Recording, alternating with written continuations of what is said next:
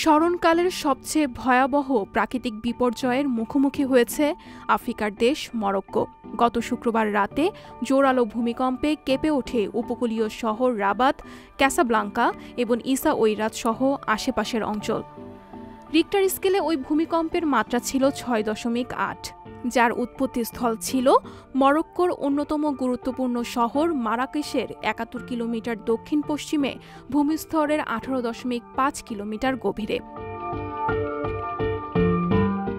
আমেরিকার geological survey থেকে জানা যায়, উত্তর আফ্রিকার এই অংশে গত ১০০ বছরে এমন কোনো ভয়াবহ ভূমিকম্প হয়নি। মরক্কোর সরকারি হিসাব মতে এখন পর্যন্ত মৃতের সংখ্যা ২,০০০ ছাড়িয়েছে এবং আহত অবস্থায় উদ্ধার করা হয়েছে ২,০০০-এরও বেশি।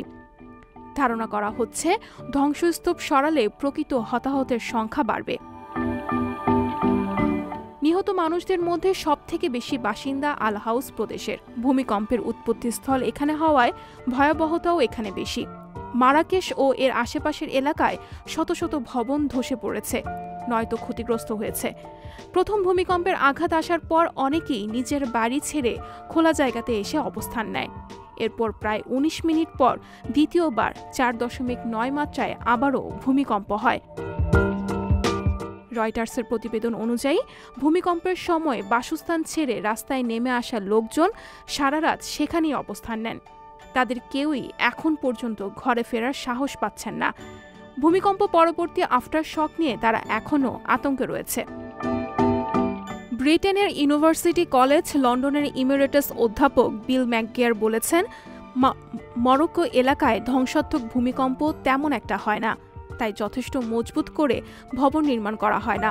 আর এতে যখন শক্তিশালী ভূমিকম্প আঘাত হানে তখন ভবনগুলো সহজেই ধসে পড়ে এবং অসংখ্য হতাহতের ঘটনা ঘটে।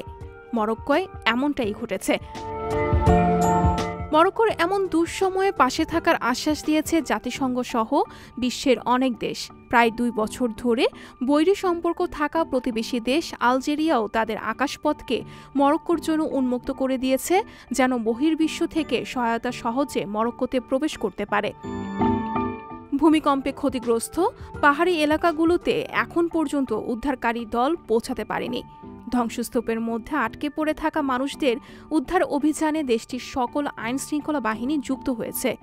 ইতোমধ্যে উদ্ধার কাজ ত্বরান্বিত করতে আরব ও ইউরোপীয় দেশগুলো থেকে সাহায্য আসতে শুরু করেছে। আন্তর্জাতিক ডেস্ক, সংবাদ প্রকাশ।